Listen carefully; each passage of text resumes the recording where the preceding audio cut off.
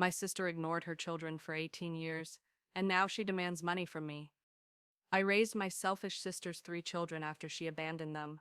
Years later, the children thank me with money, but my sister is furious and demands it back.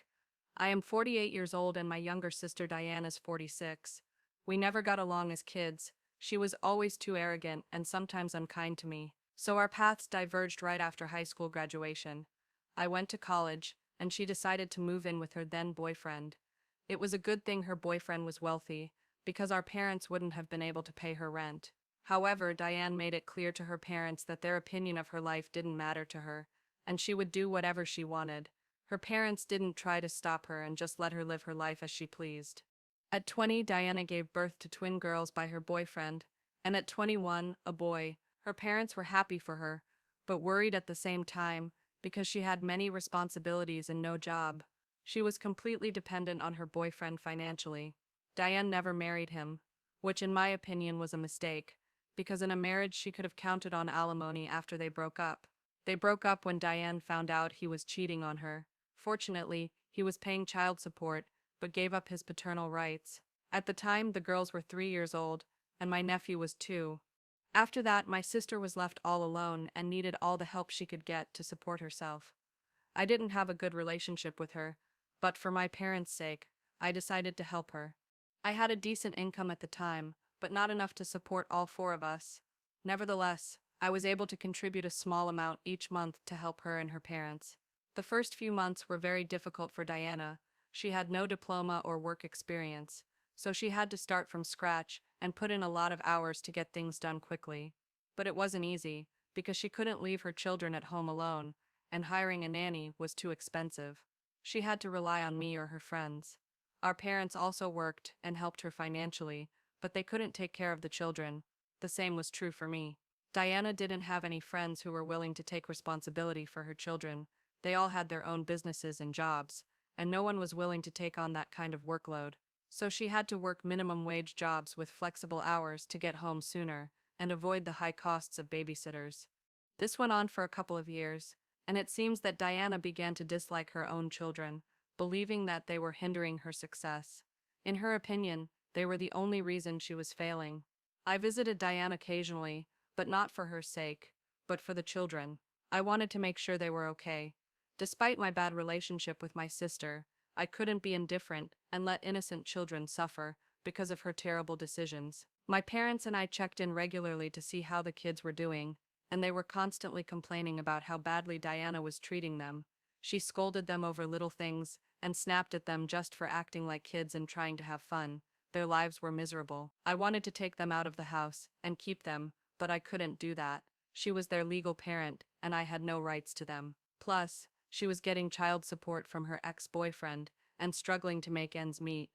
I felt sorry for her, but much more sorry for the kids. Things got worse when Diane started seeing other men. Every time her relationships failed, she blamed it on the children. Diane believed that her boyfriends dumped her when they found out she had 3 children. In my opinion, this was because she hid the presence of children on first dates and only told them about it after a month or 2. That's too long a time for a single mom to be hiding such an important fact. I tried to explain to her that it was better to be honest from the beginning, but she was convinced that the reason for all her failures was the kids. She constantly harassed them about it, reminding them that their father had abandoned her and threatening to leave them if they misbehaved. They were afraid of her and their childhood was filled with her selfishness. It went on like that for years.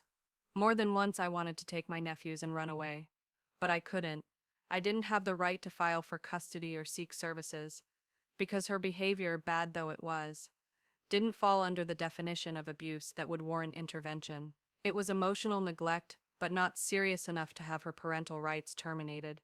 The kids were grateful to me. My parents were too old to be close to them, but I was always there for them. They couldn't go to their mother with their problems, but they always came to me, whether it was school issues, studying, or conflicts with Diane. They trusted me, and I appreciated that. When they turned 18, not surprisingly, they decided to leave their mother's house and move in with me. Now that they were adults, they could live wherever they wanted, and they chose me. Diane was furious, claiming that she had spent 18 years raising them, and they had turned their backs on her. She snidely stated that if I wanted to raise her children so badly, I should have stepped in earlier rather than taking over when the main job was already done. I wanted so badly to tell her that she wasn't raising them at all. In fact, they raised themselves while she was at work, or on dates with men who ended up dumping her. She never prioritized them. The kids chose someone who was always there for them over someone who tormented them. She never realized she was hurting them because she was hurting herself. But I didn't poke her in the nose about it, because I knew how hard it must have been for her. I didn't say anything. We stopped talking after that. Her kids cut ties with her, and came to live with me. Diane stopped talking to everyone, including our parents who didn't take her side when the kids chose me. This seemed to make her angry and she cut off all communication with them. It's been 7 years since then, and my nephews are doing well now. I honestly don't know what Diane does, but her kids are doing great. My nephew went to medical school, and now works as a pediatrician. One of my nieces got a degree in literature, and became a teacher, and her twin sister opened her own beauty salon. I helped all 3 of them take out business loans, and even partially finance them. I am really proud of them, because they have accomplished so much despite the conditions they grew up in. They all live separately now. They only lived with me for 4 years, and even then it couldn't really be called a full-time stay with me, as they spent most of their time in college, coming home only occasionally. I think they just didn't want to go back to a home where they didn't feel welcome. I'm talking about Diane's house. Anyway, it's been 2 years since they moved out, and I'm happy for them all. I never expected anything in return because honestly, I only helped them out of a belief that it was the right thing to do. They were just kids, and despite all the disagreements with my sister, I couldn't stay indifferent to them. I had always felt a special sympathy for them. After all, I had never had children myself, and I had never even married, but for their sake I wanted to be a parental figure. Their father wasn't in their lives, and we all know what Diane was like. They needed someone and my parents were too old for that role, so I took it over. That's all I did. I didn't expect anything in return, but it makes me feel so good to know that these kids think I deserve to be thanked for everything I've done. Although I myself don't think it's something I should be rewarded for. I celebrated my 48th birthday, and for my birthday, of course, I invited friends and family, including my nephew and nieces. I had a wonderful time. My nephew was kind enough to organize the whole event for me. Although I wanted to pay for everything myself, he said that he now had enough money to take care of the expenses, and thus show his gratitude to me. After the party was over, the 3 of them sat me down for a chat, and informed me that they had discussed everything among themselves. Now that they are financially stable, they want to show how grateful they are for everything I have done for them. They decided to give me a gift of money as a token of appreciation. I tried to explain that it wasn't necessary, because I was still working and could fully support myself, but they said it wasn't about paying off debt. They said they could never reimburse me for what I had done for them, because it was so much more than just a material amount.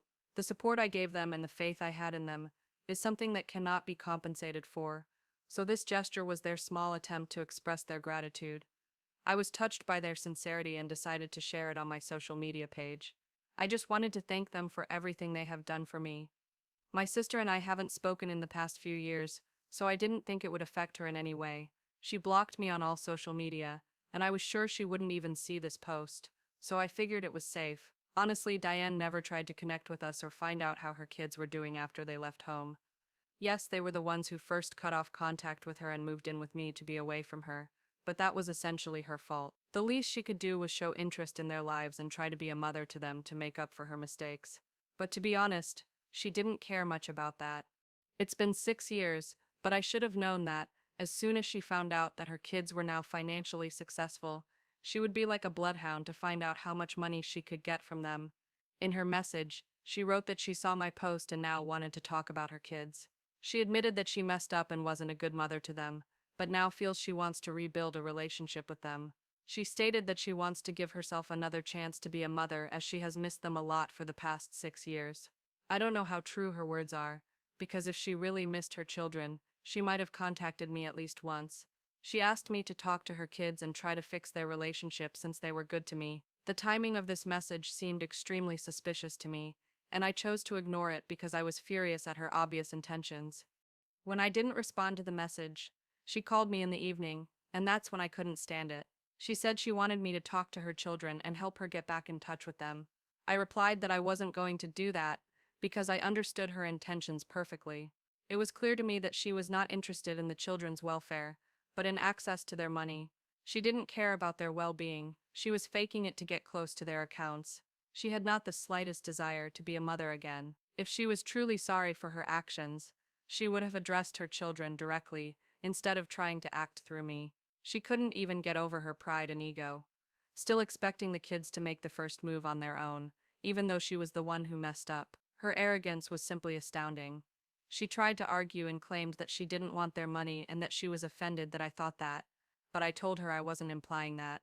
I'm sure of it because her intentions were completely transparent. What made me angry was what she was trying to do. Then she accused me, saying that I had stolen everything from her. First her children and now her fortune. To this I replied that I didn't need the money, and at first I was hesitant to take it at all, but now I'm going to take it all because she doesn't deserve it. And now she's complaining on social media, telling everyone about what I said, trying to make me look like a villain. Some relatives think I went too far, look greedy and should apologize to her, which is just unbelievable. That's why I want to ask, was I really so horrible for telling my sister that she didn't deserve the money her kids decided to give me? Update 1. I discussed this incident with my nephews as you advised in the comments. They said they had already heard about it from several relatives and had thought about talking to me, but they just didn't have time. However, after I called them out and brought it up, they said they thought I did the right thing. My nephew spoke up very bluntly and said that he never saw Diane as a maternal figure in his life. To him it was always me because she was never around. The nieces agreed with him. He's always been the most open of them, so it wasn't surprising that it came from him. Nephew said that Diane had no right to talk to me because she never even minimally fulfilled her responsibilities. And it was true. Even while receiving child support from their father, she constantly ridiculed them and made them feel guilty just for existing. It wasn't their fault, and they realized that. That's why they think I did the right thing and said they won't try to contact their mother no matter what happens. Besides, they think I should stand up for myself and tell the whole version of the story on the internet. Since Diane has decided to spread lies about me, they are sure that social media is the best way to get the truth out. I guess that's what I'll do. Update 2. It's been a week since Diane sent me that message.